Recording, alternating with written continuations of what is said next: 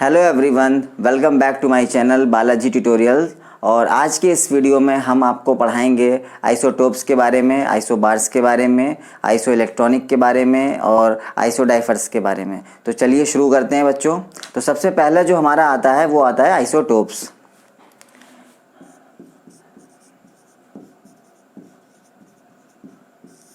Isotopes का मतलब होता है कि ऐसे एटम्स जिनका एटॉमिक नंबर सेम हो और एटॉमिक मास अलग अलग हो। फॉर एग्जांपल हम हाइड्रोजन का ले लेते हैं।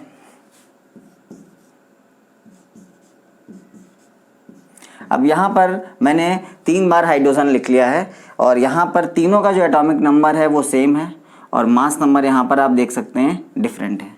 पहले केस में हमारा जो मास नंबर है वो 1 है, दूसरे केस में 2 है और तीसरे केस में 3 है। तो यहाँ पर एटॉमिक नंबर सेम आ रहा है और मास नंबर अलग अलग आ रहा है। ऐसे ही और भी एग्जांपल देखते हैं, जैसे ऑक्सीजन है या कार्बन ले लेते हैं। ऑक्सीजन का एटॉमिक नंबर यहाँ पर हर जगह 88 है और मास नंबर यहाँ पर आप देख सकते हो डिफरेंट है। इसी तरीके से कार्बन में भी एटॉमिक नंबर सेम है और मास नंबर अलग अलग है। तो ऐसे ये सारे एटम्स जिनका एटॉमिक नंबर सेम हो और मास नंबर डिफरेंट हो उनको हम आइसोटोप्स बोलते हैं। तो इसको इस तरह से डिफाइन करेंगे तो बच्चों डेफिनेशन क्या हो जाएगी, those atom of the same element which have same atomic number but different mass number are called isotopes. For example hydrogen के 3 आइसोटोप्स हैं, ऑक्सीजन के 3 आइसोटोप्स हैं और कार्बन के 3 आइसोटोप्स हैं। यहाँ पर आप देख सकते हो हर केस में एटॉमिक नंबर तो सेम होता है और मास नंबर अलग अलग होता है। तो इन एटम्स को हम क्या बोलते हैं, आइसोटोप्स बोलते हैं। और इसमें खास बात आपको क्या ध्यान में रखनी है कि आइसोटोप्स में न्यूक्लियर चार्ज सेम रहता है, क्योंकि सबके पास में प्रोटॉन क्या है, सेम है, इसलिए इन सब के पास में जो न्यूक्लियर चार्ज है वो सेम रहता है और ये बात आपको ध्यान में रखनी होगी। तो आइसोटोप्स आ गया समझ में। अब हम लोग आगे बढ़ते हैं आइसोबार्स की तरफ।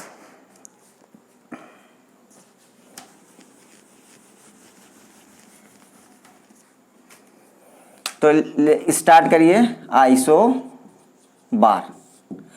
आइसोबार्स वो एटम्स होते हैं जिसमें एटॉमिक नंबर अलग अलग हो जाएगा और मास नंबर सेम हो जाएगा। जैसे मान लीजिए हमने लिख लिया यहाँ पर कैल्शियम, ऑर्गन, पोटेशियम और इसका एटॉमिक नंबर 20 है, इसका 18 है और इसका 19 है और मास नंबर इन तीनों का 40 है। अब आप देख सकते हैं यहाँ पर एटॉमिक नंबर अलग अलग है और मास नंबर क्या है, तीनों का सेम है। तो those atom of the different element which have same mass number but different atomic number are called isobar. तो आइसोबार्स में एटॉमिक मास जो है वो सेम हो जाता है, एटॉमिक नंबर डिफरेंट होता है, जबकि आइसोटोप्स में एटॉमिक नंबर सेम था और एटॉमिक वेट डिफरेंट था। तो ये आपको बच्चों समझ में आ गया आइसोबार। तो एक मैंने आपको बताया आइसोटोप, फिर मैंने बताया आइसोबार। आइसोबार एस्टन ने डिस्कवर किया था। किसने डिस्कवर किया था, एस्टन।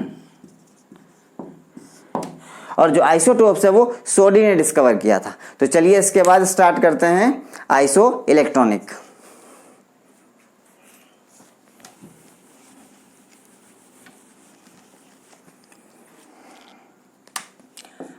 तो चलिए बच्चों लिख लीजिए आइसो इलेक्ट्रॉनिक।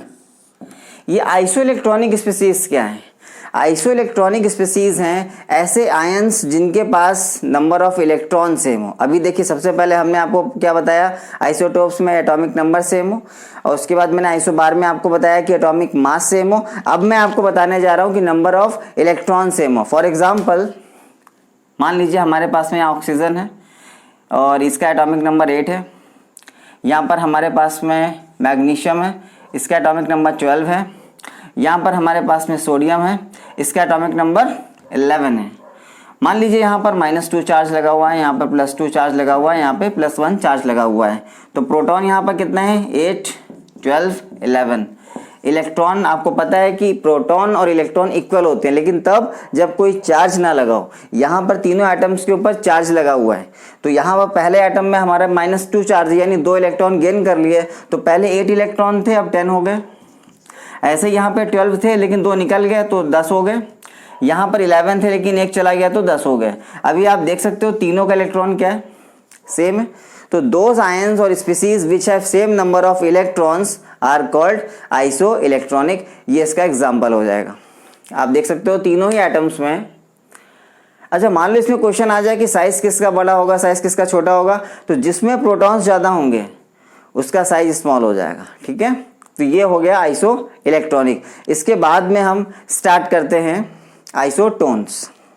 चलिए लिख लीजिए आइसोटोन्स।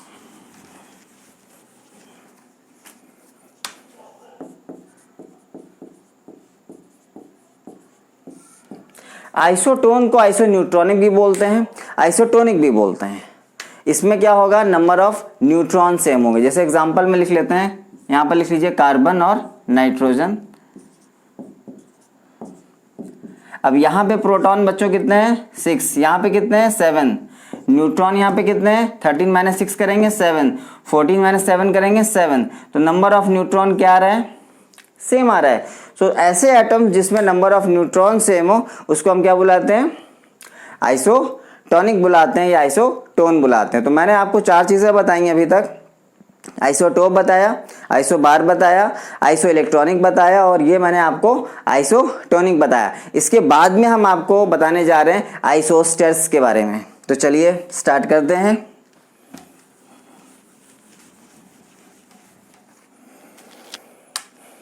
आइसोस्टर।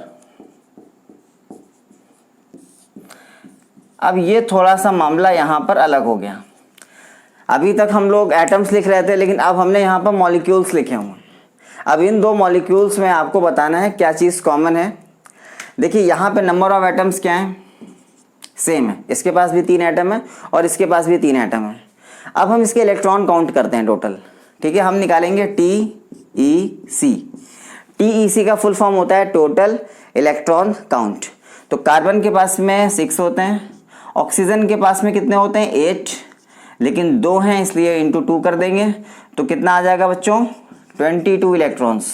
ठीक है, दूसरा हमारा N2O है, तो इसमें आप TEC निकाल लीजिए। नाइट्रोजन में कितना होता है 7 इंटू 2 प्लस 8 यानी कि 14 प्लस 8 यानी कि 22, यानी कि इन दोनों मॉलिक्यूल्स के पास जो टोटल इलेक्ट्रॉन काउंट है वो 22 है, यानी कि टोटल इलेक्ट्रॉन 22 है दोनों केस में, और नंबर ऑफ एटम भी सेम है। तो those molecule which have same number of atom as well as same number of electrons are called isostere. तो ये आपको समझ आ गई बात। तो आइसोटोप आपको समझ आ गया, आइसोबार आ गया, आइसो इलेक्ट्रॉनिक समझ आ गया, आइसोटोन समझ आ गया, और अब आपको मैंने बताया आइसोस्टर्स के बारे में। चलिए जो लास्ट हमारा आता है वो आता है आइसो डाइफर। तो स्टार्ट करते हैं।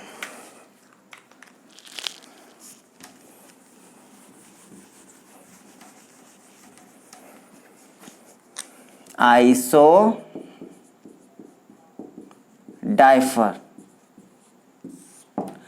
चलिए इसकी डेफिनेशन बताने से पहले मैं आपके सामने बोर्ड पर 2 एग्जाम्पल लिखता हूं और फिर मैं आपको सॉल्व करके दिखाता हूं कि ये कैसे होता है।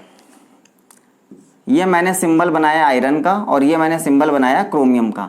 आयरन का एटॉमिक नंबर कितना है 26, क्रोमियम का 24, आयरन में होते हैं 56, इसका एटॉमिक वेट है, इसका 52 है। तो बच्चों एक काम करते हैं, पहले हम लोग इसके प्रोटॉन, न्यूट्रॉन और इलेक्ट्रॉन लिख लेते हैं। तो प्रोटॉन लिख लीजिए, न्यूट्रॉन लिख लीजिए, इलेक्ट्रॉन लिख लीजिए। प्रोटॉन यहाँ पर कितने हैं 26 होंगे, यहाँ पर 24 होंगे। ऐसे ही यहाँ पर न्यूट्रॉन कितने होंगे, माइनस कर लीजिए, 56 माइनस 26 कितना आएगा 30। यहाँ पे कितना आएगा 52 माइनस 24 28। अब इलेक्ट्रॉन तो पता ही है कि प्रोटॉन के बराबर होते हैं। अब ये तो बड़ी दिक्कत वाली बात हो गई, यहाँ तो कुछ भी कॉमन नहीं है।